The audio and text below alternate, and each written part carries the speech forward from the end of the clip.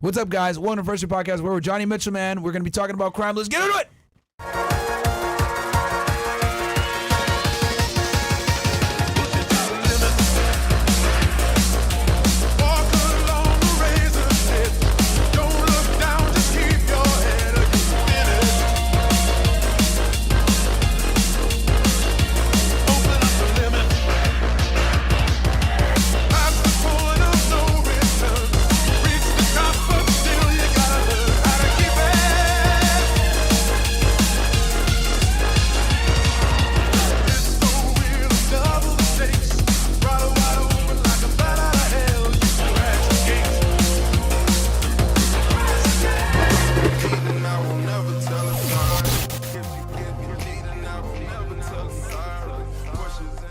And we're back. What's up, guys? Welcome to the Fresh&Fit Podcast. We have a special guest. I know you guys are probably wondering, yo, where's Fresh? What's going on? Well, we replaced him with a white guy named Johnny Mitchell, man, so we're going to talk some crime. No, guys, Fresh is in Barbados at the time of this recording. So we're pre-recording this thing. Yeah, he's out there. I'm actually fresh. I just got the Michael Jackson dye. This is the new Fresh. Oh, man. So we just wrapped up an interview for Johnny's channel. It was a great interview. He asked me about my background. We talked about a bunch of stuff. You guys definitely need to go check it out on his channel. They just hit 1 million subscribers. Congratulations on that, by the way. Go check out their YouTube channel, man. It's called Johnny Mitchell. It's called The Connect. The Connect with Johnny Mitchell. Go check that out. He does a lot of really interesting interviews with law enforcement, criminals, etc. Really cool shit. And it's interesting because maybe if this was 10 years before, we would be having a different conversation, right? So it's like, I used to work in law enforcement. I was special agent of Homeland. You used to be on the other side, doing some. What you used to do? I'll let you go ahead. Yeah, we might be in an interrogation room somewhere. You'd be trying to get me to flip. So I'm from Portland, nowhere near Texas, and I wasn't involved in any of the crazy shit that you had to deal with down on the border. Yeah. But by the end, I was thorough with Mexican cartels. They were the connect, right? And I was just moving it all over the country, and it was weed. That was the product. That was your main thing. Yeah, that was big. I mean, I grew up in the Northwest, and the gold rush of marijuana, I liken it to crack, what crack did to like the black community in the 80s and the rush, right? The money that was involved. Like, you always knew somebody that was getting it really big. You know what I mean? Even in these like middle class areas, like Portland or Seattle or something like that. Yeah, we knew there was like real money and dealing big weight. So what was your upbringing like? So you're from Portland originally. Like, do you have both parents at home? Like, what was that like? Fantastic, bro. Fantastic. I mean, it was like middle class dream, right? And it was not suburban, it was urban. So I'm from the center of Portland, Oregon. Okay. This was 90s pre-gentrification. Okay. I grew up with black kids and Mexican kids. And what year were you born? 86. 86. Okay. So I saw the end of the non-digital era, right? Gotcha. And it was just a fantastic place to grow up. It wasn't rich by any means, but it was just solid. Everybody was pretty well educated. But it's a drug infested place, just like everywhere. Yeah. And, we can go into how I chose to go down the path I went into. I was going to ask that next. Yeah, I was going to ask that next. Did you go to college or? Yeah, I graduated in 4 years. Oh shit. Where'd you do your undergrad? University of Oregon. Oh shit. In Eugene. And that's really where the trapping went to like trafficking. Oh, that's how you got started. Of course. Well, obviously there's a demand in college. It's like going into the projects. Yeah. Right? But it's like a bunch of unemployed people living in the dorm rooms, and they all got government money to spend, right? Student loans or, their family's money. And so that's where it went from like, nickel and diming, hand-to-hand sales to like wholesaling. Yeah. And then it just grew from there. So take me through that. So you grew up in a stable household, both parents. Yeah. Go to college. Did you start dealing before you got to college or okay. Yeah. At high school? Yeah. So like 16 years old. Okay. Like getting hit off with an ounce from like, the homie's dad who might have just come home. Gotcha. Right? Because we're middle class white people, but we're pressed up against, black community that, there's middle-class black people in Oregon, but also like you go to school and you're good friends. You play on the hoop team with your boy. Yeah, and you're a tall guy. You're like 6'5". 6'6". Yeah. So and his dad just came home, and his dad is, he sells crack, and maybe he has a couple of hoes, but he also sells weed, right? Every drug dealer in Oregon, doesn't matter if they were into meth or coke, crack, they always hustled weed as well. Yeah. So like that's how you would get your first ounce. Gotcha. And then you would just bag it up into 10s and take it to school. Gotcha. And give it to your other pothead friends. Okay, right? so you would get hit off with an ounce, and you were like, I can make money doing this, and then you just broke it down and sold it to a couple buddies, making some money. Yeah, and I fucked up the package. Like I didn't make money in the drug game. Like I was not given I did not have a silver spoon. I mean, how can a middle class kid, a white kid with no criminal environment, how can he how can he make money in a criminal economy? It was like unfathomable. Yeah. And I was so fascinated by economy, right? By the black market, like the invisible hand of the underground economy, that I was like, God, I want to figure this out. So I thought like that. Like most young kids are just content to sell drugs or to pay for their weed, to pay for their blunt, to buy some sneakers.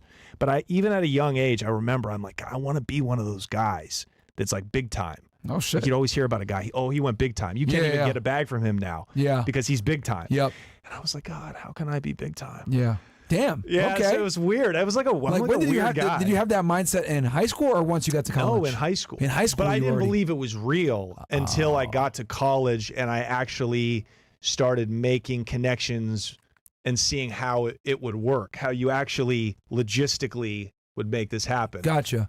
So, what did you major in college? Just out of curiosity. Business, of course. Fantastic. Yeah, exactly. So, and I minored in Spanish. Okay. So I speak Spanish pretty well. That's okay. Okay. Yeah. Perfect for the drug game. Exactly. Business and then Spanish. Mm-hmm. So, so you get in there. You're a freshman in college. Is that like when it really started to take off, or was it later on? It started to take off more than it had when I was like living with my parents, like selling. You were commuting every day. No. In high school, when I was living with my parents and hiding the work from them. And, of course. My dad was always finding it and flushing it down the toilet and blowing my profit. You know what I mean? Yeah. He was like he was a square. Yeah. So the dorms freshman year, it's like that's where you get all the clientele. Of course. So, and you got to live on campus that first year. Exactly. So you're just around all of these fucking partiers, right? Yep. And U of O is a huge party school. Mm-hmm. So it's like I always tried to give more. And that's a philosophy for any business person, legal or illegal. Yeah. Give more than the cash value you're demanding, right? So if you want a 20 sack, I'm going to sell you the biggest bag, even if it's cutting into my profit, because you're going to come back to me, right? Yep. So I always wanted major clientele. So was there competition at this point for you? Fierce. Okay. Always been fierce competition to turn a profit selling weed in Oregon. And this isn't high school now at this point. Yeah, no, now we're in college. Now. So okay. Fierce, there's always competitors because that's where the Southern Oregon, Northern California, we grow the best, most abundant weed in the country, maybe the world. Yeah. So that was always flooded. So that means weed was always cheap and abundant. So you had to have an edge to really gain market share. Gotcha. So I was like the first 2 years of selling weed in college was just, I didn't take any profit. Okay. It was like a startup. Okay. I didn't take any profit my early years. It was just clientele. I just want to get you were breaking even on everything? Basically, right? Or so you're just getting enough to pay back your supplier and that's it? Some 40-ounce money. That was it, right? Some keg money, right? Okay. So Keystone Lights. Exactly. PBRs. Lights on deck, bro. Let's go, man.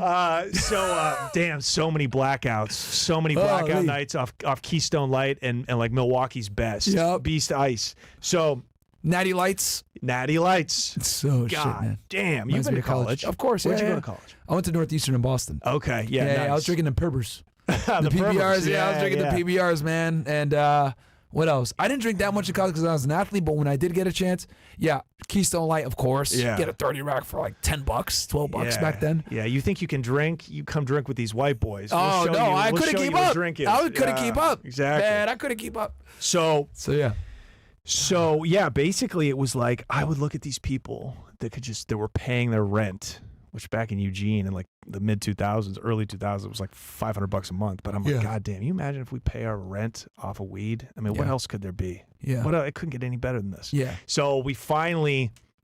So I have all the clientele. Now I need the best supplier. Yeah. I need a cheaper price. Yeah. To start making money. At this point, what would you say you had your clientele? You 2 years in.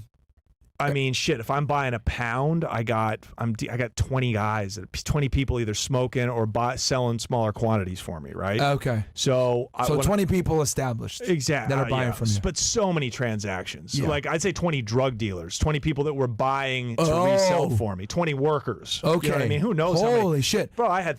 What about hundreds people? of So you weren't even dealing with like giving people small amounts anymore. Pretty quickly, by the time I was 20, there was no more hand-to-hand sales. If you were coming at me, it was to buy to resell. Gotcha. So now I got my workers. Okay? Oh shit! And so now, within 2 years, you're not even okay. Yeah, you can't even come see me for a sack anymore because it's like unless it's the drought season, unless Gotcha. there's like I have a limited supply, so I start to chip off to make the most off the pack.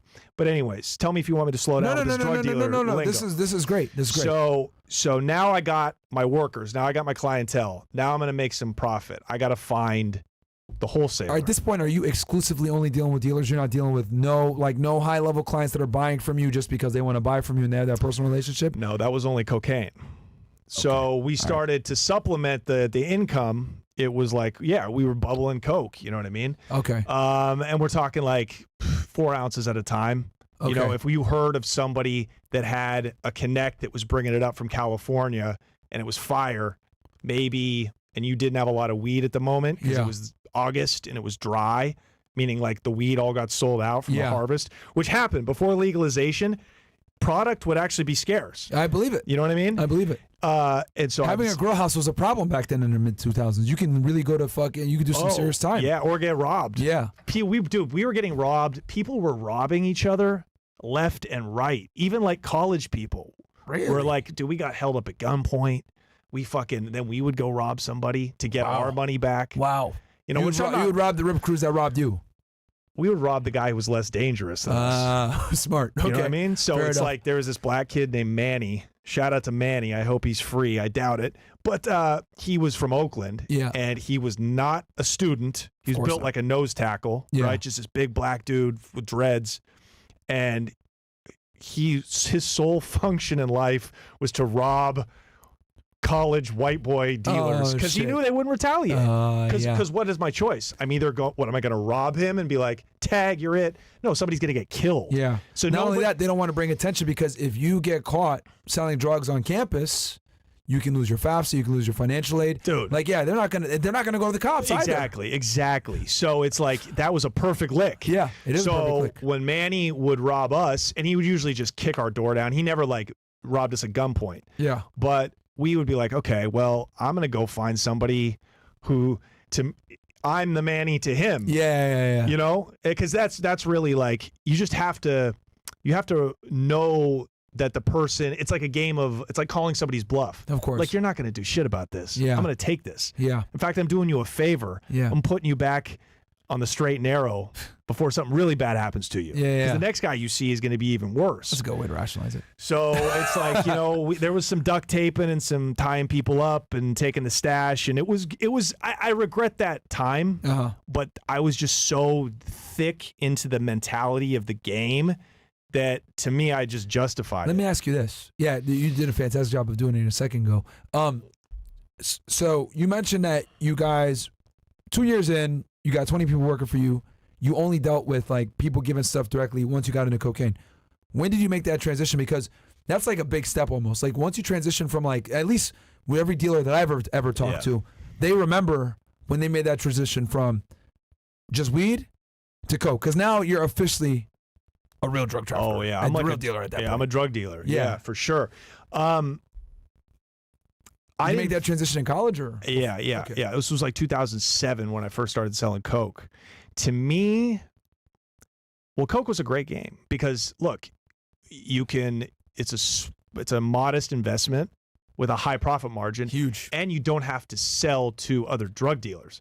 So if I'm selling you, and at Thursday to Sunday, my phone doesn't stop ringing. Yeah. I was selling dope like you podcast. Yeah, no I'm sleep. sure. You know what I believe mean? it. Yeah. So it was, but I know that if I could sell you this 8 ball or this 2 grams or whatever, you're just going and snorting it, and then that's done, right? It's very unlikely you're going to get busted by the cops and then turn around and tell on me. Yeah. Whereas I got all these people working for me. If they get caught selling drugs, Yeah. guys like you are going to twist them. Yep. It doesn't take much twisting on like a 20-year-old Yeah. to turn around and give me up. Of course. So that was the advantage of it. The disadvantage was like at that point I had no Mexican connections. So you're selling such small quantities that they wouldn't. You didn't sell enough quantities where it was user amounts. Yeah, exactly. They were using it, and that's it. Like, okay. Yeah, but essentially, I was just doing it to save up enough of a bank to go make a wholesale weed buy. So I was reverse engineering the game. I was a Okay. little bit different than how most people treat the transition from cocaine to marijuana or marijuana to cocaine. Completely different. I was doing it to build up a war chest because here's the thing. These growers back then, these wholesalers, it's not like now where you can walk into a trap shop, right? Yeah. You can walk into in LA, you can find a guy with 10 pounds of weed. Dude, working marijuana at is Target. Schedule 1 drug. Right. Like people don't know that. Like in the early 2000s, you got busted with weed. That's like getting caught with cocaine today, guys. It's a felony. It was a big deal. You could go to prison. Like now it's like, oh, it's what do you mean weed? Yeah. Yeah. But in the mid 2000s, it was a big problem. Schedule 1 drug. I think to this day, it's still Schedule 1 drug. Yes. sorry, I don't know how much longer it's going to last, but that's back in the day. It was a real criminal business. Huge. So you couldn't just go to one of these guys, these growers in Southern Oregon, Northern California, Humboldt, Mendocino, certainly not the Mexicans, right? Unless you had like 50 G's to spend minimum. Mm-hmm. And so for a kid, that's a lot of money. Yeah. Now it's a whatever, but back in the day, it's like, how the fuck do I come up I'd say with that's 50 easily grand? almost close to 100K today. Right. Easily. So it's like I can't go get a micro loan. I don't know any other like dealers that have that kind of money that can go in on me with it. You know what I mean? I can't get a bank loan. So it's like I need to build up a war chest so I can then go make my first wholesale buy. Because I know when I do, I'm on. So that's the reason that I was out at the same time that I was selling my little, moving my my packs of weed to my workers. I was also on the side hustling coke because that was just stash money. So stash, you were literally stash. You were doing that the other way around. Yeah. Because a lot of people sell the weed to go into more profitable drugs like a cocaine, right? Because cocaine does have the highest profit margin by far. It has the highest margin, but it's hard to make money at the wholesale level. Yes. Because you gotta. That's big boy business. Yeah. Like if you're buying a brick at 20 G's, Yes. 20,000 a piece, you're probably getting it right off the border. Yep. And then you got to know somebody, and then who are you dumping it off to? Somebody that's buying it for 25, maybe. Yeah. So you have to have a lot of it to make it make sense. Yeah. For the risk that you're taking. For the risk that you're taking. Yeah. So it's like to me, It was 29K when I was on the border. yes, exactly. Yeah. Oh, dude, back in the 2007, Back then, 2008, 20K it sounds was good, really about high. right, yeah. It was really high, and it was just not something to me that to me was even conceivable. Yeah. So I'm like, I want to. My goal is to like So you would get it, make your money, go right back into the marijuana. exactly. Okay, So fair enough. and by 2008, that's when I did that. I made my first. I had enough money. I think I had like 40 grand, and I paid a dude 10 grand just for his plug.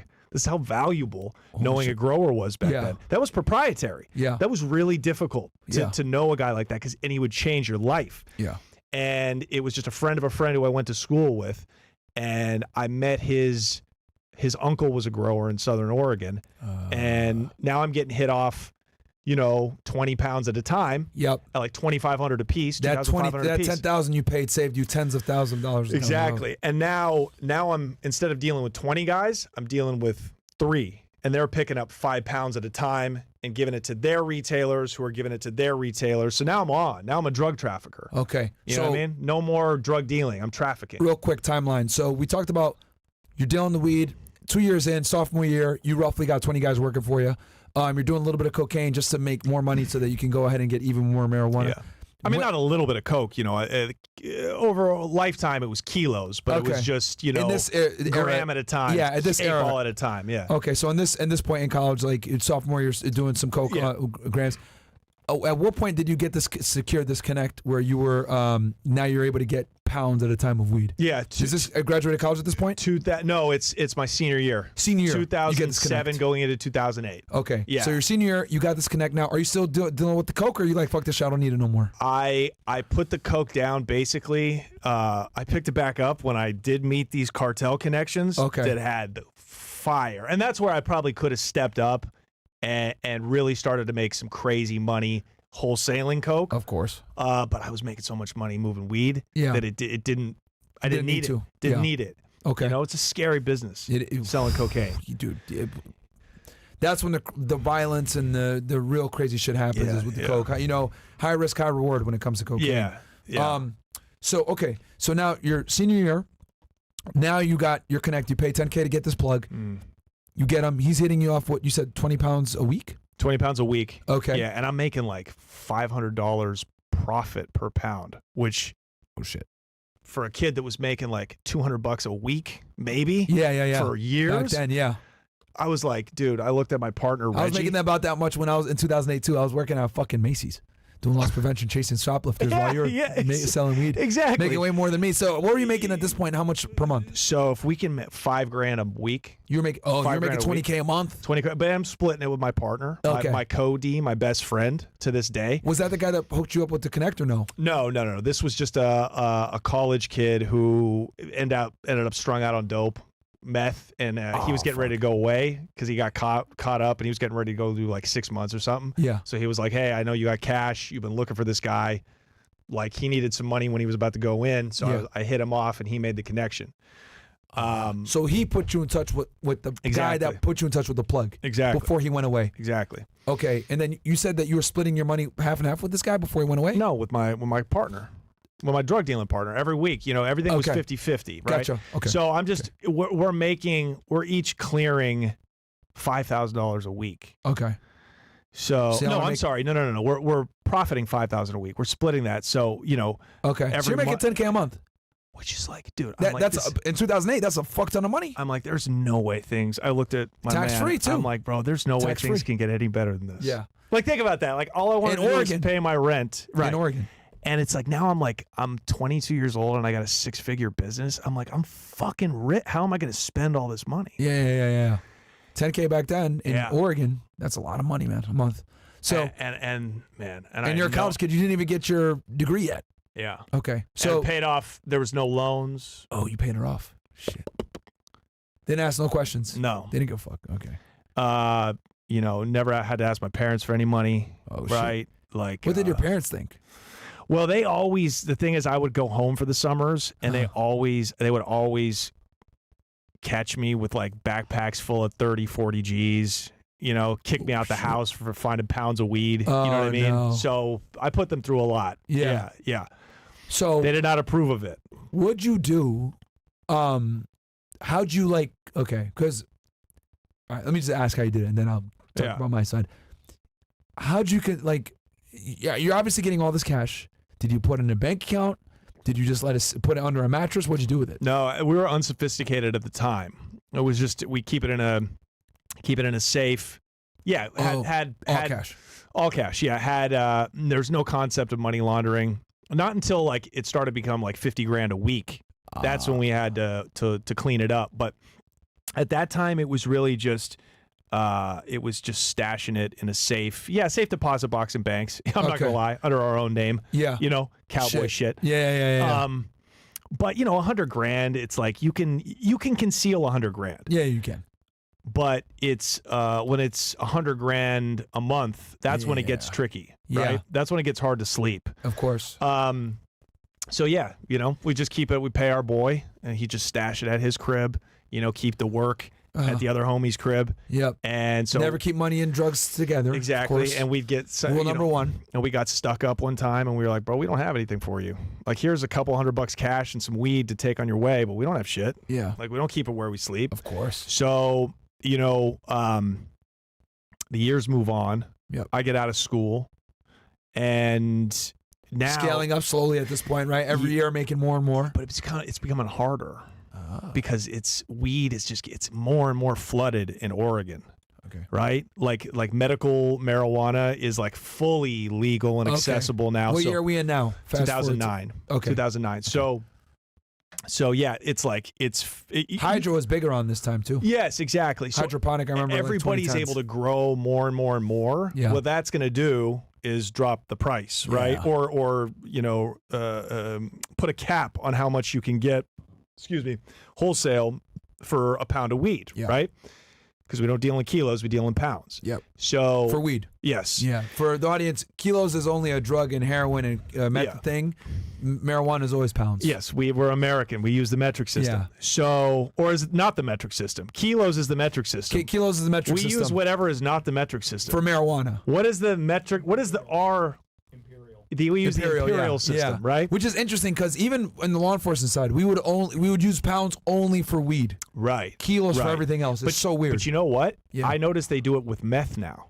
Use pounds for meth? Yes, because it comes from Mexico. They know that their product's making it to American markets only, so they're dealing with the pounds. imperial system. Yeah, that makes sense.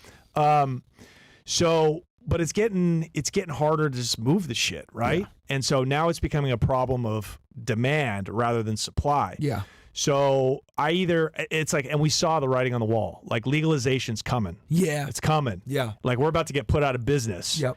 And it's like Malcolm X said, the only thing I feared back then more than jail was a job. And that was like my mentality. I'm like, I'm living so good. Go travel into fucking Argentina, Colombia. I lived down there for a while. Yeah. I would just take 6 months off and give the business to my partner and have him manage it, and I would go fuck off and live on a beach, right? Oh shit.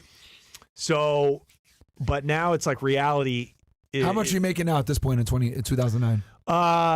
Yeah, probably about the same. Okay. Probably, moving like 20 pounds a week. Okay. Which is really good. All right. But our margins, it's not how much you move, it's about how much margin you're making per profit. Margins are going down. Yeah, so margins are going down a little bit. So you either got to sell more. Yes. Okay. Or charge more. You got to sell more, you got to sell more. Yeah. Or you have to become like, buying like super high end shit and breaking it down. I remember Hydro became super popular around this time. Right, exactly. From the law enforcement side. Right, you're buying a pound of Hydro will go for like $4,000. And that's the shit that's indoor and it's beautiful and it just gets you so fucking high. Yep. But there's a limited supply of that. Yep. So we dealt in outdoor grown commercial bud, which was still really good. Of course. But you could move it fast and everywhere. Yep. So I knew a guy through another friend that I met while I was on a study abroad. This is such a white boy story. I was studying abroad in Argentina, and I met one of my good friends to this day, and he was connected with a bunch of cats who were like the sons of like mafia guys, old mob guys out of Philly. Oh, shit. And they all went to like Italian mafia. Yeah, Shit. But all their kids are like spoiled fucking brats, Yeah. and they're all on pills and shit, but they're nice kids. I met a lot of them. And they're big time weed dealers, and they were looking for a connect.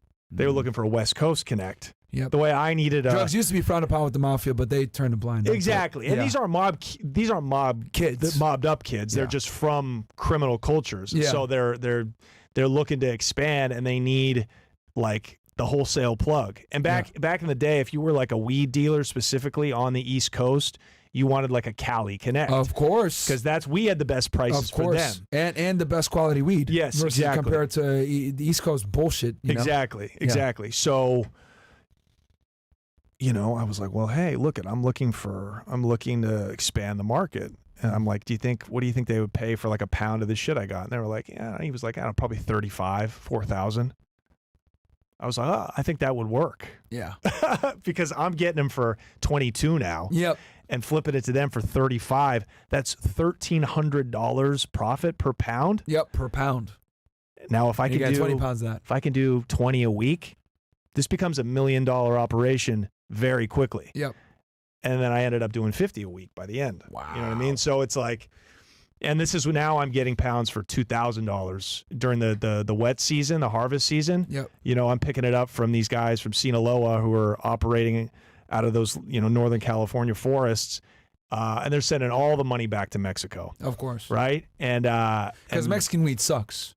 Right. It has seeds in it. It's fucking trash. But that was considered good back in the day, too. Oh, so it's really? Because it was the Colombian weed. Who's the seeds that showed on the border and laugh? Like, what the fuck? Who buys this? But it's all a matter of perspective, right? Okay. Like Colombian weed eliminated Mexican weed eliminated the Colombian weed. Yeah. They were like, oh, this Panama Red is garbage. Yeah. Check out this shit I got from Mexico. Yeah. And back in 1981, they were like, oh, this is great shit. Yeah. And then it just keeps like scaling up and getting Gotcha. better. So yeah, you couldn't move any Mexican weed. Yeah. By 2009, there's Yeah. no market for that. Yeah. So I'm still shocked they get it at the border to this day, man. well, I think they're growing it better now. Okay. They're figuring out how to actually grow indoor hydro down in Mexico, and they're exporting it. Gotcha. That's what I think's happening, or growing it like to the standards that we grow it here. So anyways, so that was the lick. Before I took a fall, at the end of 2010, I was strictly exporting my pounds from Oregon to, Philly. to Philly, New York, Okay. Atlanta, Okay. Ohio. Wow. Yeah. Because a bunch of these mob kids were in these different cities. Yeah, and just Okay. and I would just meet through them. I would just meet other connects. I had Dominican guys in Washington Heights, Manhattan. Yeah. They were the most thorough. I Yep. love dealing with those guys because Yep. these were like drug dealers. Oh yeah. Like drug Washington dealing. Heights? That's where you go to Yellow cop. guy. Yeah. That's where you go to cop uptown. Yeah. You know what I mean?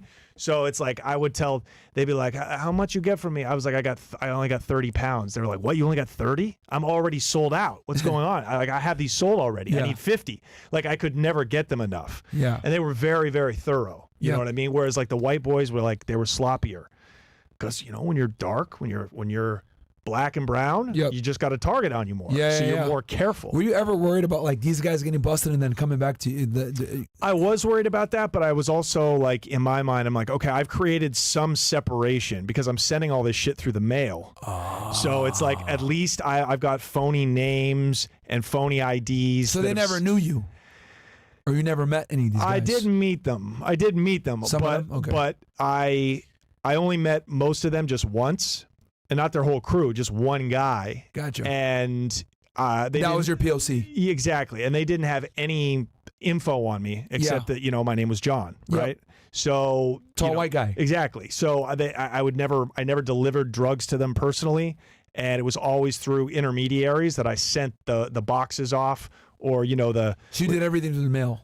and through pods. Like the mobile storage units, those white things shit. where, like, if you're moving, like if you got to move your house, or if you're moving your furniture, say from Oregon to Miami, Yeah. you rent this pod out, they put all your furniture in there, and then they ship it, and then you give them the address, and then a week later, you know where it's going to be. So let's just put 50 joints in there and send it off to New York, Wow. Yeah. And then they'd go and pick it up. Yeah. So the postman and the UPS and the FedEx. Did you ever get worried?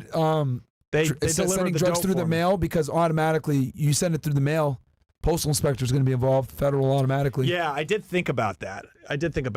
For sure. Okay. But I'm just ripping and running. Like, to me, it's the fastest way to get from A to B. I can Of get course. 10 pounds to Philly by 10 a.m. tomorrow. Wow. That's unbelievable logistics. Yeah. And I can see it over the internet. I can track it every step of the way. And I know if it doesn't make it by 10 a.m., like I paid for, Yeah. that's a dead package. Don't touch that. Yeah. Of Yeah. course. So that was quite the lick. I believe it, man. So you're now out of college, a couple years, making a bunch of money. Yeah. You're making, at this point now, you're making like what, $500K a year at this point? Yeah. No, the last year we did 1.5. 1.5 Yeah. million. So you're doing this for a few years now. You're meeting people and everything else like that. What happens next? So now I'm trying to clean up my cash, right? Yeah. Because Now we're at the 1.5. You're earning 1.5. Yeah. So that's $100,000 a month. Yeah, Rough, and more than 100K a month. Exactly. So $50K each. right. Well, actually, my partner's out of the game, so I'm taking all that money. Where'd he go?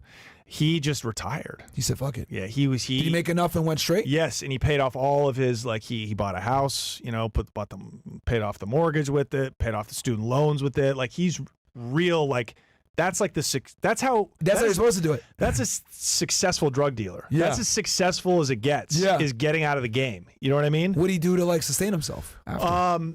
He had a degree, so he just got a job and he was working. shit. And now A real job. Yeah, I'm not even gonna talk about where he works now, but it's Yeah. you'd be shocked who he works for now. Like, Okay. it's he's not like a cop or anything, but it's Yeah. like a really, like, a good company. Never got bagged, reputable never got brand. caught, nothing. Not once. Fucking awesome. for nothing. Yeah, Good for him. That's the way to do it, guys.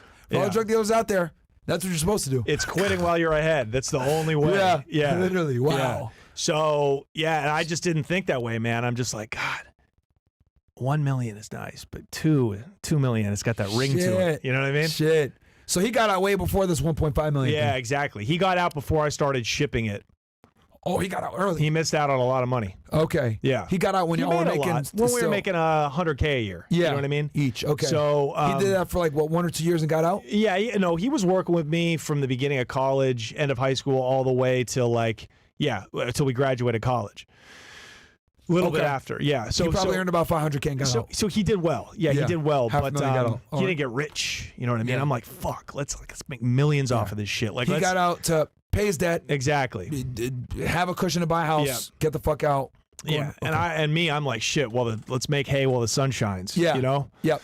So. Yeah, so now you're in it by yourself. I'm in it by myself. No one else helping you. No, I got a guy driving for me. I got a guy stashing for me. I got a guy helping me box it up. I got, contracting to people to take it and drop it off at the How many stash FedEx houses store. are you operating at this point? I rotate one every month usually. Okay. Right? All the work, one location, you're rotating it. Exactly. Between different locations. The problem is I'm keeping most of the money on me because I don't trust anyone. You know what I mean? Obviously, How much would you have dope-wise at a location at a time, typically, at this point? If we bring in 50 pounds, then 20 are already gone right away. Okay. Like I tried to line everything up like that because I don't want to sit on drugs. Okay. You know what I mean? So 2 boxes are going out, 3 boxes are going out, getting rid of 20 right away. So you're sitting on at any time somewhere between 20 to 50 pounds at a time. Exactly. Never more than that. Yeah. Be honest, you're sitting on mostly 20 pounds at a time. Yeah, exactly. 20's gone right away. Yeah, and then over the next week we get rid of the other 20. Okay. And then you're moving that from place to place. And then how much cash are you sitting on at a time? I mean, dude, I carried at least 400,000 or 500,000 with me. Like I would just rent apartments like around Portland, just furnished. I had no belongings. I was like a minimalist. I would have a suitcase full of stuff. Yep. And my cash, and I would just put first last deposit down on an apartment and just walk in.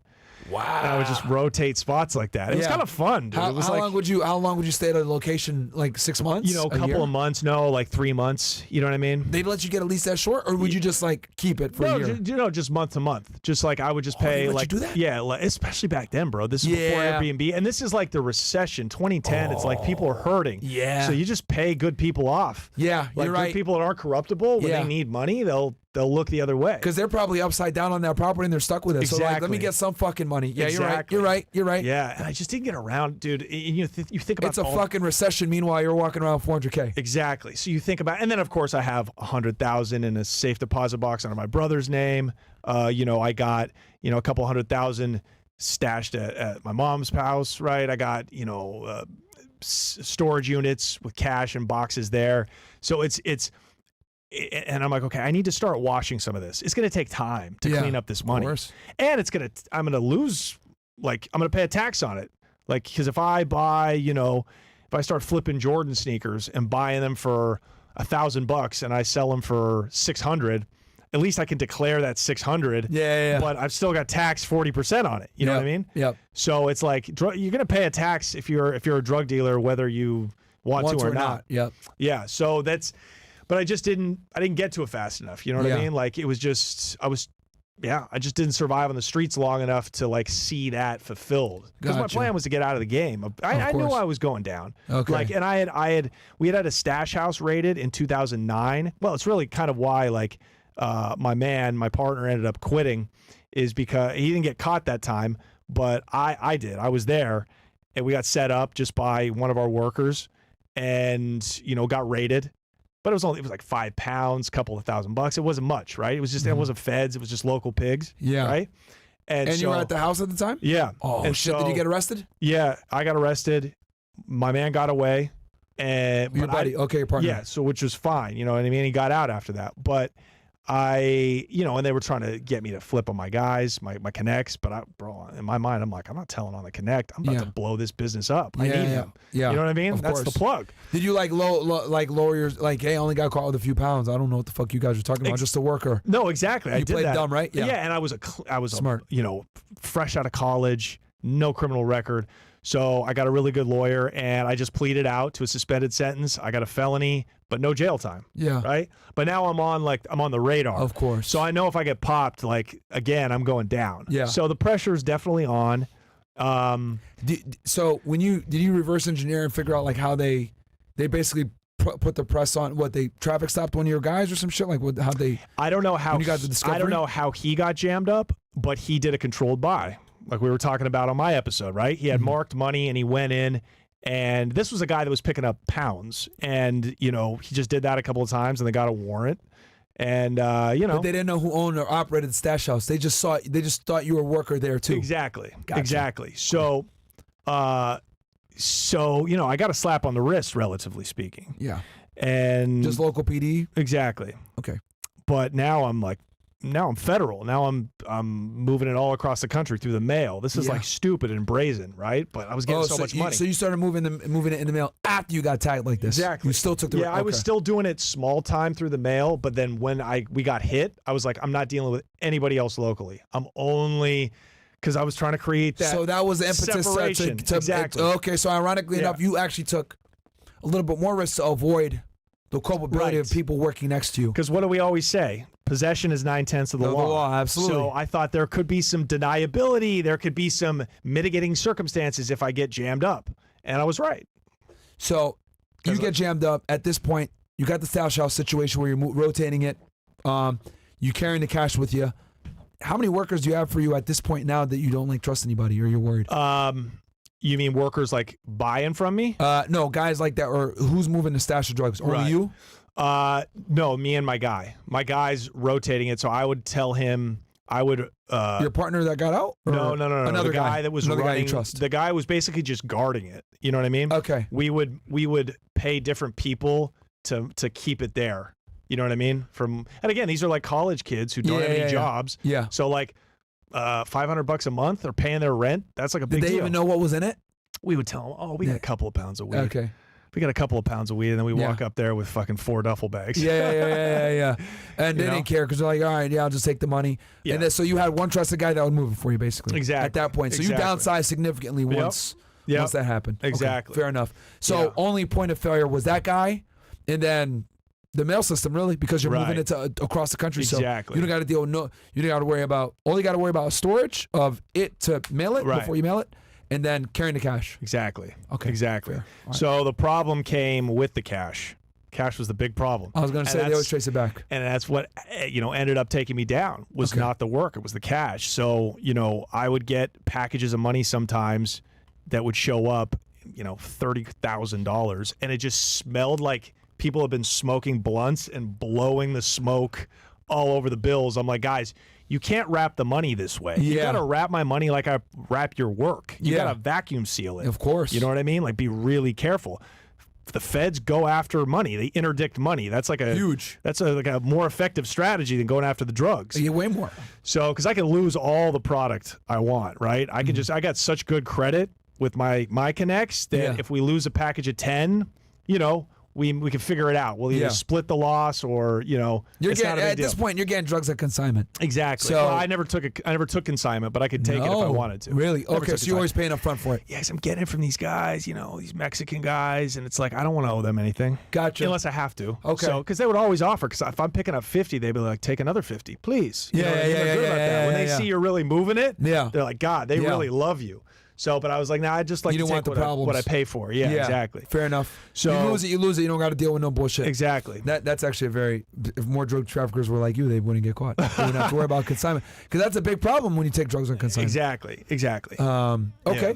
So, shit. Okay. So at this point, you got a bunch of money. You don't know what to do with it. You're making $100K a month. Yeah. Fucking crazy. Yeah, I'm looking into buying this piece of property in Colombia. So I love Colombia, or I did, right? As any, fucking pussy addicted asshole who's 24. Of course. It's a fun place. And it was just starting to explode as a tourist destination. Oh, yeah. So this is before. This is what 2010 now. Yeah. 2011. Yeah, this is before like the passport bro movement and everything. Like Colombia used to be the best kept secret. Thank you. Before Best kept secret. People fucked it up though. Yeah, of course, and I knew they would. Now it's fucked up. Now it's like Medellin is like the Cabo of South America. Oh, yeah, it's dude. fucking whack. I went back there like 5 years ago. I'm like, this. I was there in ridiculous. October, man. Yeah. It's prostitutes everywhere. Yeah. It's fucking terrible, Bro, it was like this It's fucking. terrible. You'd see these Dutch guys like stumbling down the street in like flip flops, like so coked out. They just fucked it up for everybody, bro. And you're like, I should rob you on principle. Yeah. Bro. I should go pay this cat with a fucking from the slums to just body you. It's ridiculous. Yeah. But a lot of people are getting killed now. Oh, yeah, yeah, A lot yeah. of they're getting set up by a lot of prostitutes. That's a whole business now. Yeah, is robbing these because all cats. these idiots have come down there and infiltrated the place. Colombia used to be a place you like. Shh, don't tell nobody. Right. Go to Colombia. Exactly. It's fucking lit. Girls Exactly. are hot. No issues.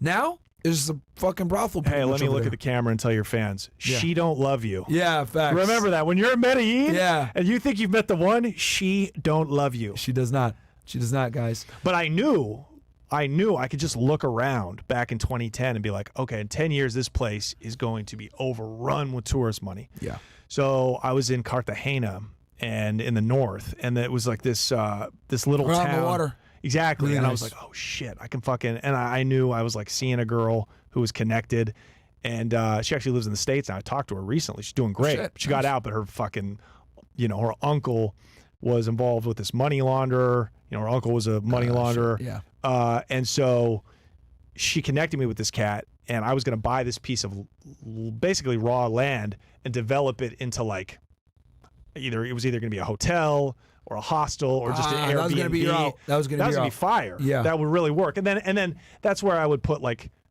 a big chunk of the money, and then the rest could just be laundered, piecemeal, little by little, Yeah. right? Yeah.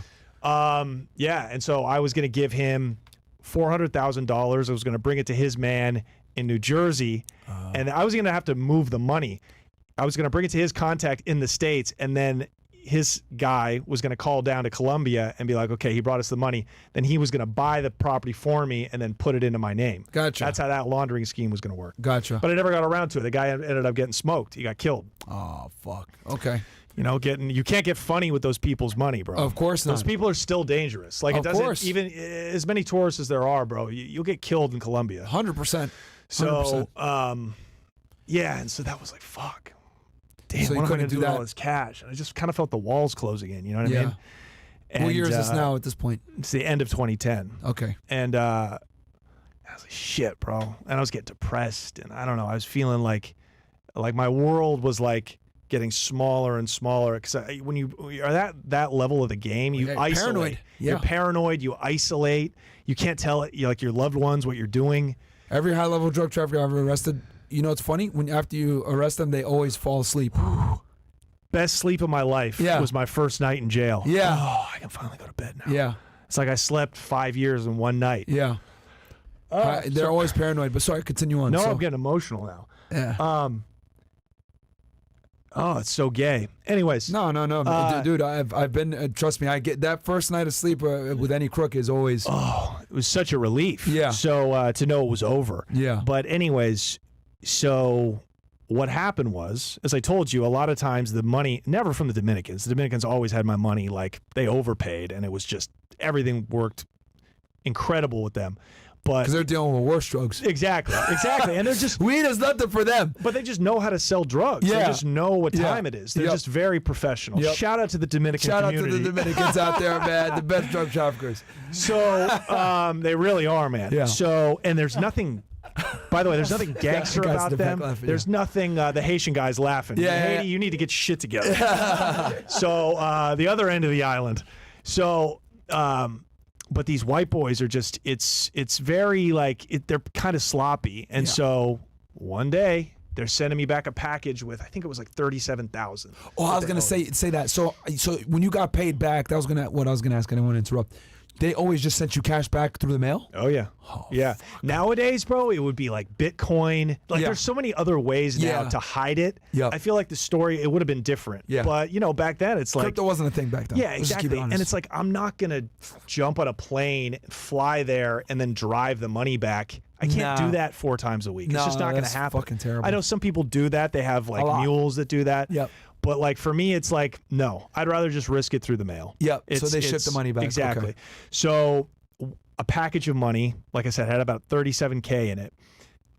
It was in like the FedEx sorting facility in Memphis, where the whole hub is. Yep. And a drug sniffing dog just hit on it. Oh. And they just simply traced the package back to me in Portland. Yep. And so, and they were good. They didn't hold the package up. It looked good going through the tracking. Yep. Because you probably watched that like a hawk, right? Exactly. Yep. And so I had different locations where I would have the money packages sent to. Sometimes it was to private residences, but most of the times it was like different mailboxes where I would pay people to set up for me, like put under their name. Yep. And then I usually didn't even need an ID. I could just go in there and pick it up for them. Yep. Or pick it up for me, rather. Yep. And that was my problem. I should have been picking it up myself. I should have been sending my worker, but it's like I'm getting paranoid. And it's like I don't trust large anybody. Sums of money. I can trust people with the work, but with the money, I was too hands-on. I was real hands-on. So I grabbed this package, and I had another package of like 50 grand that I just picked up from a different location across town. Bro, so you got 87K on you. Every day is the lotto, bro. Yeah. It's like it's like God, I don't know. It was like a religious experience. Yeah. I'm like, what? Imagine that. Yeah. I was never supposed to be here. I went from that from 16 years old. In your early 20s making that kind of money. Yeah, 24 You're years picking up old. $87,000. I went Cash. It's one thing to see it in a bank account. It's another thing to have that shit cash. Yeah. Went from dime bags on the rainy streets of Portland at 16 years old to now 8 years later, I'm like a high level, you might call it a kingpin, but I was just a trafficker. You know what I mean? Making good money. So they followed me. They actually like when you picked up the 37. Yeah. Okay. I put it in my trunk. I was driving a Dodge Charger. You know what I mean? Oh, shit. That was a hot car back in 2010. Yeah, that was the dope fiend whip back then. Might as well be black. Exactly, bro. Exactly. It wasn't orange though. It wasn't okay, candy. Thank God. It wasn't candy paint. What color was it? It was gray. Okay. So it almost looked like a squad car. Yeah, you know what I mean? Almost like it looked like an undercover car. So I'm taking a right, and I'm in my neighborhood, and I see this Suburban behind me, and it lights up, and I know exactly what time it was, and so I just hit it. Yeah. I took him on a high speed. I was going like 90 through residential streets. Oh, fuck. Okay. And they backed off. Ooh. They backed off. And I asked my lawyer, I'm like, why the fuck did they do that? And he's like, well, that's a mandate. Is a lot of times they're not supposed to give high-speed chases through residential neighborhoods because it's really unsafe. They could be held liable if they hit a kid or whatever. Yep. And thank God. I mean, think about how much. And at worse that point, it's a hunch on some money. It's like exactly.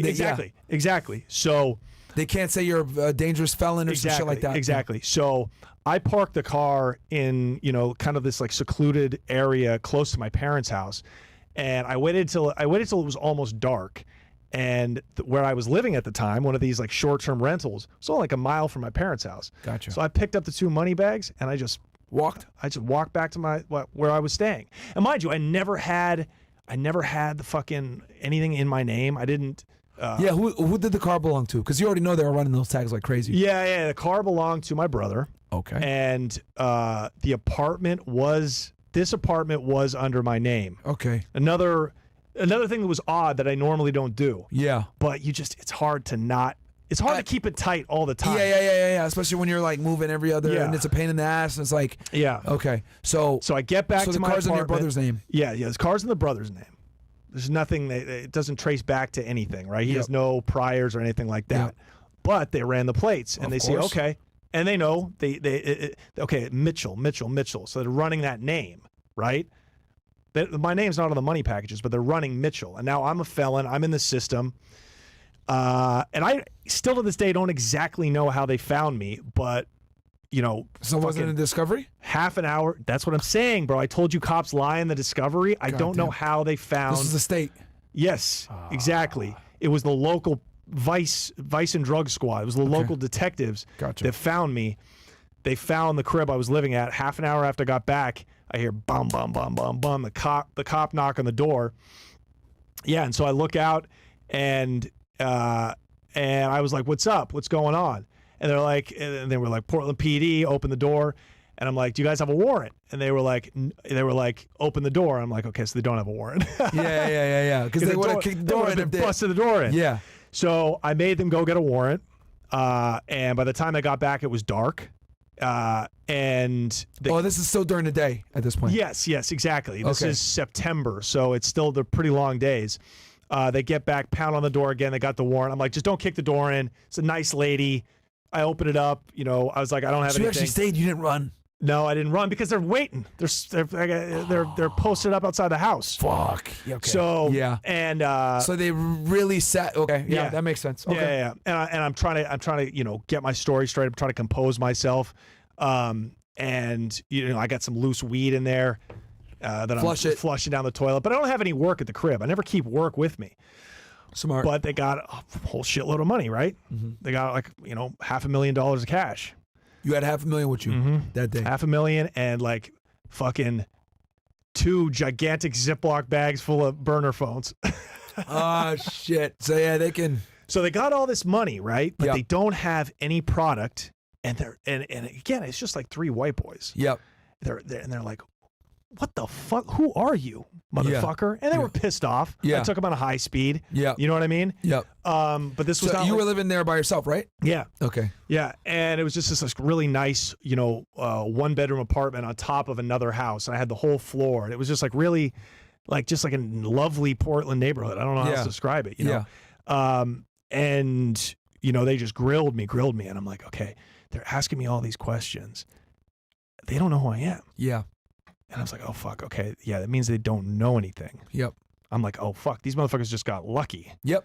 I was stupid. They got lucky, which I think you could tell me as a drug cop. I think that's pretty common.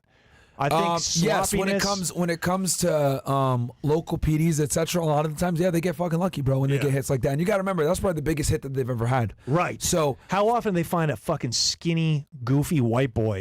With like the cartel fears of a amounts Fed of money. walks in. That's when, because then they've been looking at me for a bit. Well, they radioed their DEA guy, and he came through. Okay. And he came through, and he was, and so probably because of the amount of money. Exactly. And so they're running my name. They're like, okay, and then I try to bribe them before the DEA guy gets there. Oh, shit. Of course I tried to pay my way out. Yeah, of course. I'm like, I've come this far. Yeah. Let me see if that works. And I'm like, guys, your sergeant's not even here.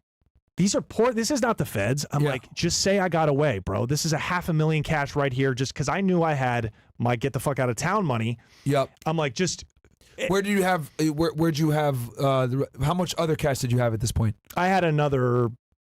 600 in cash sitting somewhere else probably? Yeah, that's to my best of my knowledge. I might even have more than that. But I knew that I had... So when you got caught, you had $1 million cash on you pretty much. Yeah, I had more than $1 million cash. But I knew that I had 200 at my parents' house that I could dig up really quick. The other shit I had in different safe deposit boxes that I would need access to. Gotcha. So I'm like... But you had 200 you can get right away. Right, exactly. So I'm like, okay, this is my, I'm just going to run. Yeah. I'll go to Columbia. You know what I mean? And then I'll worry about the rest later, right? Yep. And then maybe I'll turn myself in years from now after I get the hotel built. All these things, your fucking mind is moving so fast. You're so scared. You're thinking crazy. But, and I was like, I'll turn myself in tomorrow. Whatever. I was saying all this shit. And but they ended up charging me with bribery. But it didn't stick, bro. That's such a hard thing to prove. It's them versus me. They didn't have body cams on. These are all undercovers. Yep. You know what I mean? So, but shout out to the Portland PD, I guess, you fucking Boy Scouts. You dorks. Could have paid for your kids' private school.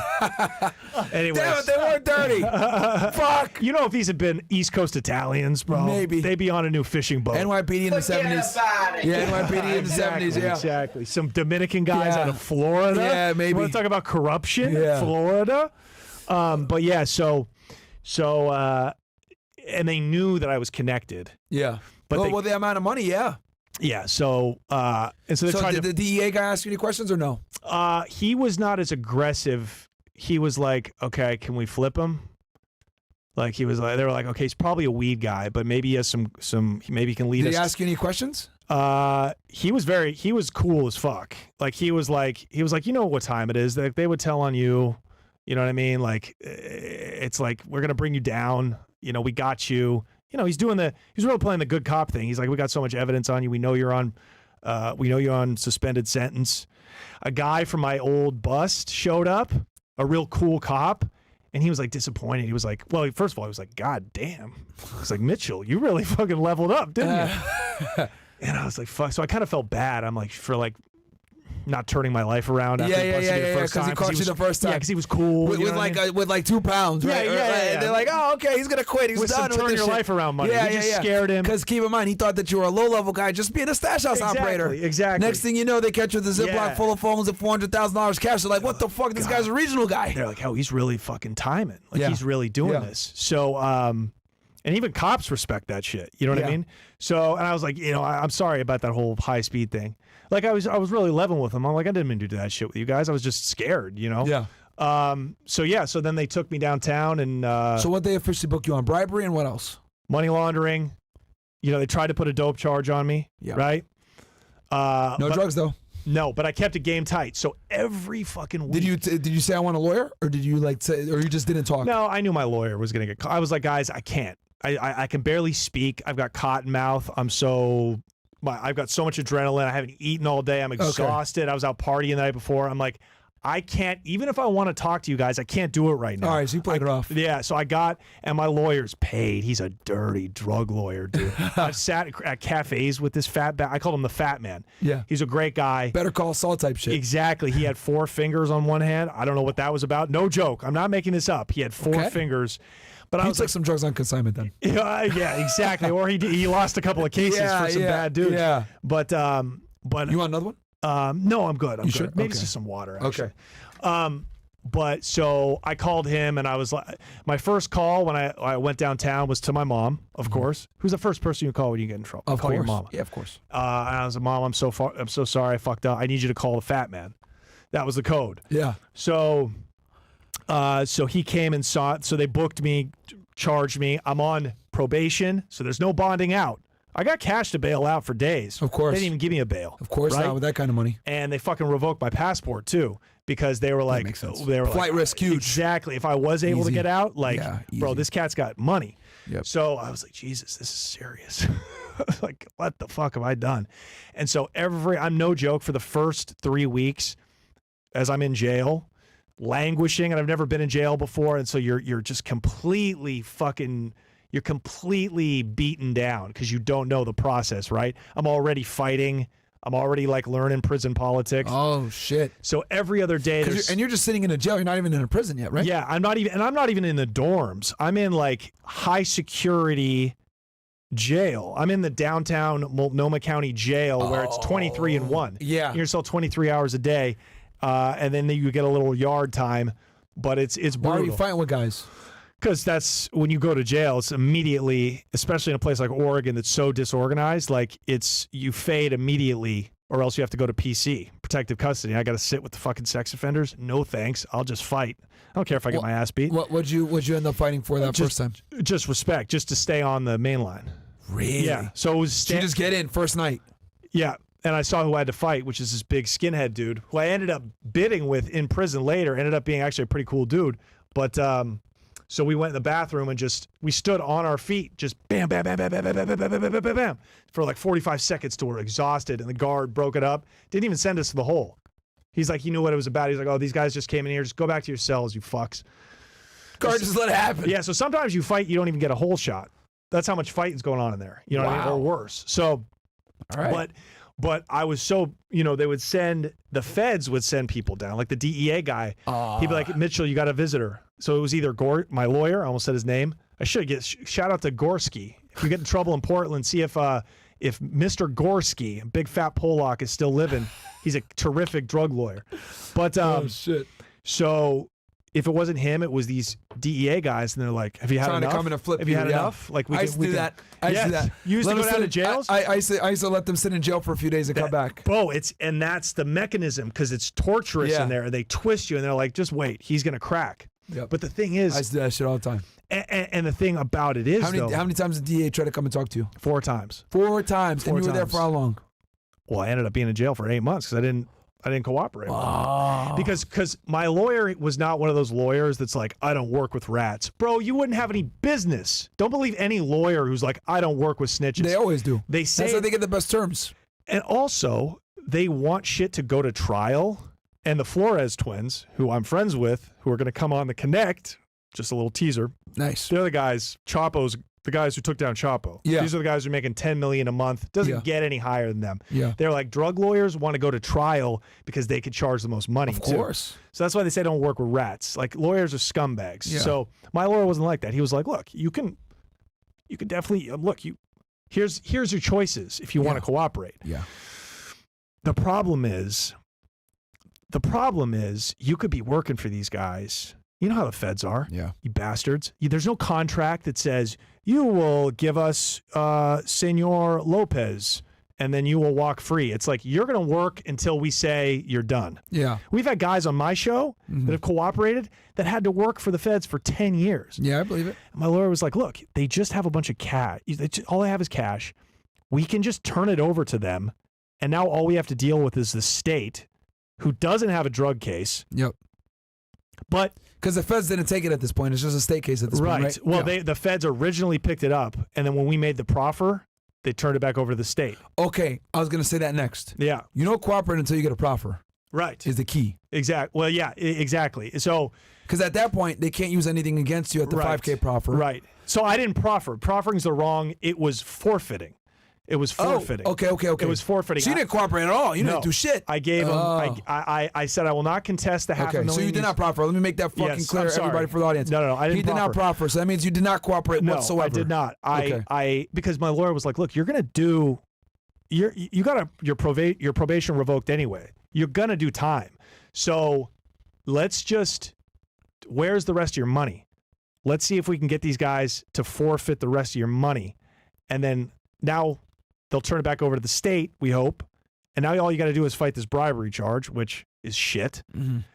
A drug trafficking charge, which we'll take it to the box. Yep. He was like, this pisses me off. They don't have any drugs.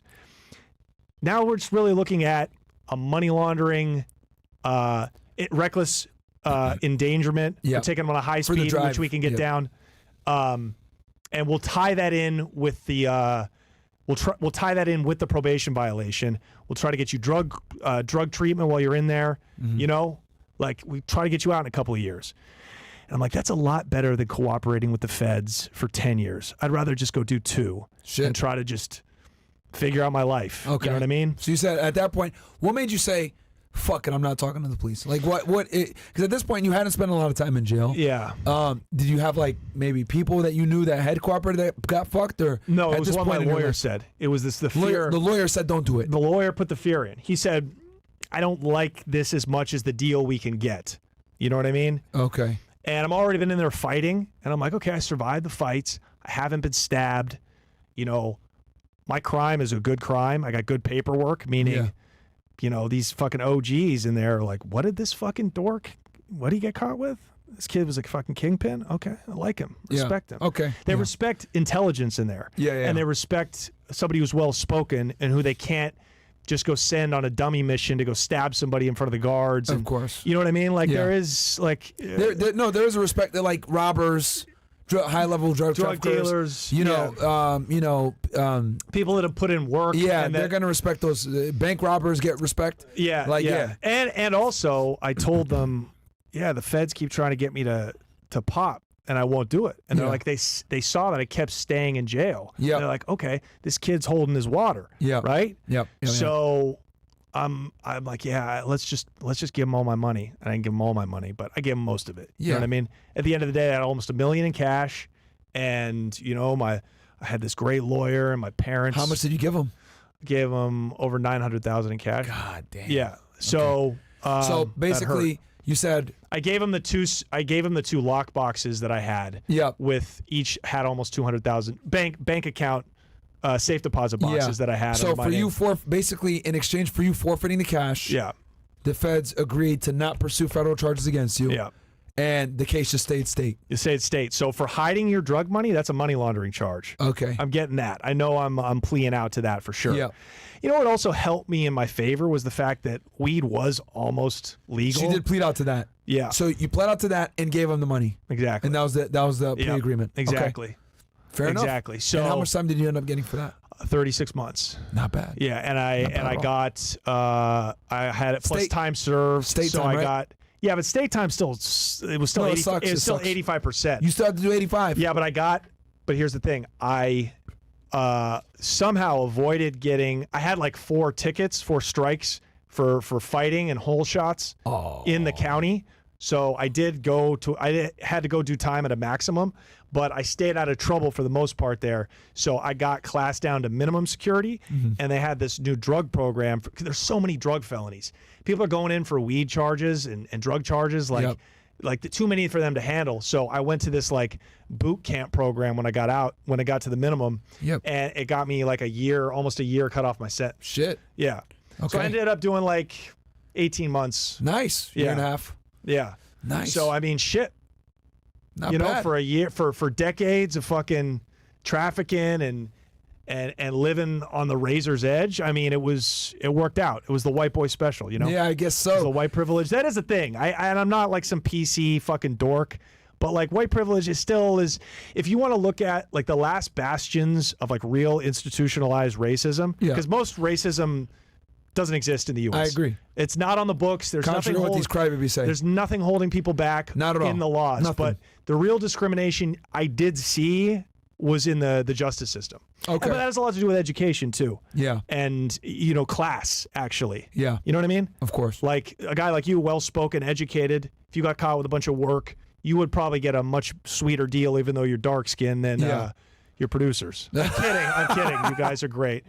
This guy's got the sweetest face, though. You know what I mean? No, that is a crazy story, man. Yeah. Wow. So how long did you so from 16 and then you got arrested 24 and a half. Okay. Yeah. So damn near a decade of which is a long time to be on the streets. dude, that's crazy long. Yeah. Most guys don't even do it they're not even able to do it for a couple years. Yeah. And then for you to able to do it for as long as you did, making the kind of money that you did, in the area that you did it in, right? Guaranteed there weren't that many guys out there in Portland moving that much drugs. No, not that way. No, there weren't. So they caught you with the money, man. Fuck. Well, you know what? I'll tell you this, dude. It could have been worse. I know. Like, holy fuck. I know. There were so many federal violations, like, that, thank God, like, like DEA didn't get on your radar or U.S. Well, they did, but, like, they were doing some lazy shit, trying to follow up and flip you, whatever. Right. Lazy shit. They didn't have a real investigation. No, they had one. It was a state case with a federal liaison who got a hard on when he saw all this money. So he was like, let's try to break him and we can open this up. But they just weren't able to. They weren't able to, so they said, fuck it. You know what I mean? $1 million for like a weed guy back then. Huge. It was middle class money though. Oh, that was middle class middle class money, bro. Really? So it's like, but thank God. It's like I kind of got lost in the sauce. You know what I mean? Like I'm talking about for big time weed trafficking. Like $1 million, being a millionaire was like, that meant you were doing well. Okay. You know what I mean? If you're making $5 million a year, okay, now you're doing very well. Yeah. I guarantee, though, that you were probably the biggest guy in your area, though. Oh, yeah. For sure. Yeah, for sure. Like you're, don't downplay yourself, man. Definitely, bro, at this point, my friend, you're a regional supplier. Yeah. But by far, like. I was a middleman. Yeah, like you're over here moving stuff to the other side of the country. Yeah, man. I made more money than most people I knew, moving keys of coke. Yeah. So you never dabbled back into cocaine or any of these other drugs? You said what kept you away from? Was it the danger? Was it just that you didn't like the people that you dealt with? I mean, there's all that, but also I just didn't have buyers for weight. So I probably could have gone to my Dominicans, right? Because obviously, I was gonna say Dominicans uptown are connected. But how much? Like if I'm getting a brick for 20. How much are they going to buy it for? They got shit coming off the boats. New York, I know 50, but they got to connect that they're able to get it cheaper. That's what I mean. So it's like I can maybe make two points off a kilo. It's like, 2 points off 1 kilo. That's 2 pounds of weed. Yeah. So I'm only making $1,000 more off of 1 kilo that I'm making off 1 pound of weed. It just didn't make sense. And you're dealing with, once you get into the cocaine and the meth and the heroin, bro, you're dealing with way more dangerous people. Now you're dealing with black people. Let's keep it 1,000. I'd never deal with them. Yeah, you know what I mean? Like it just gets worse. Like and also if I had known how to mix. Like the real profit in the black gangs, and you're dealing with gangs now too more. Like when you once you get into like cocaine and heroin and meth, now you're dealing with street gangs. As well. Yeah. And it was just sloppy. I didn't like dealing with anybody that was on drugs. I mean, the guys that I was fucking, selling, shipping packs to, ended up being on drugs, and they were the ones that ended up leading to my fucking arrest. Yeah. So it's like, and it could be any race of gang. You could be dealing with Bloods and Crips. You could be dealing with motorcycle gangs. You could be dealing with Latin gangs. Like, once you get into the more hard drugs, like, yeah, for sure. Yeah. Damn. No, man, that was a great story, man. I think people are really going to enjoy that, especially just the differences, like the world that I came from. Yeah. To get the full story, you guys got to watch my interview on his pod, and then you got to watch obviously this one. Yeah. And you guys will be able to see the craziness, man. But but I always liked most cops. I didn't like beat cops. Nobody likes fucking state troopers to pull you over. Yeah, because they're not fun. But every guy, like most of the guys that like arrested me that I saw, they were like cool dudes for the most part. You know what I mean? It was like they never took it personally. Yeah, you can never take it personally. Which I took it so fucking personally at first. But like the OGs were like, what's the matter with you? Like, this is just a game. This is all part. Everybody's making money. These DEA agents, they're all making money because you're in the game. Like, they didn't take it personal. Don't be mad at them. Yeah. You know what I mean? Like, it was self-pity at first, but I'm like, okay, no. Like, this is just all one pot. And, like, they need me trafficking drugs as much as, like, I need my buyers buying drugs. Damn, man. Well, bro, that was a great interview. Thanks, buddy. I'm really glad to be able to get the background. That was an awesome story. Your rise up into the game, and there you go, guys. You got like a little 101 on marijuana trafficking. I've never heard a story that detailed when it comes to weed, man. And if you go to the Connect, we interview a lot of people with different stories, but from the same backgrounds. You know what I mean? We've had really interesting stuff, guys. We have Freeway Rick Ross on there. Yeah. Right? We have, celebrity kingpins, but we also have, dudes from Connecticut that used to like be truck drivers that would traffic crazy shit, right? Bring shit, tons and tons of dope. And, we have had cops on there, and you're our first Fed. So you killed it. I'm honored. Yeah, man. We're 2.5 hours, guys. Go check that interview out. Yeah, light work. Yeah, go check it out, man. It was a great interview. I really enjoyed it. Johnny, thank you so much for coming on, man. My pleasure. I know you guys got some stuff to do, so we're going to go ahead and where can people find you? The Connect with Johnny Mitchell is the name of the podcast. 1 million subscribers on YouTube. Yes, sir. As of today, at Mr. Johnny Mitchell, Instagram, TikTok. I'm a stand-up comedian. I'm on the road all the time, so we're ramping up that schedule. Just follow me on socials and go check the podcast out. And that's about it, man. Man, guys, go check them out, man, and make sure to go check out the interview I did with them. It was fucking awesome. Yes. We'll catch you guys on the next one. Peace out.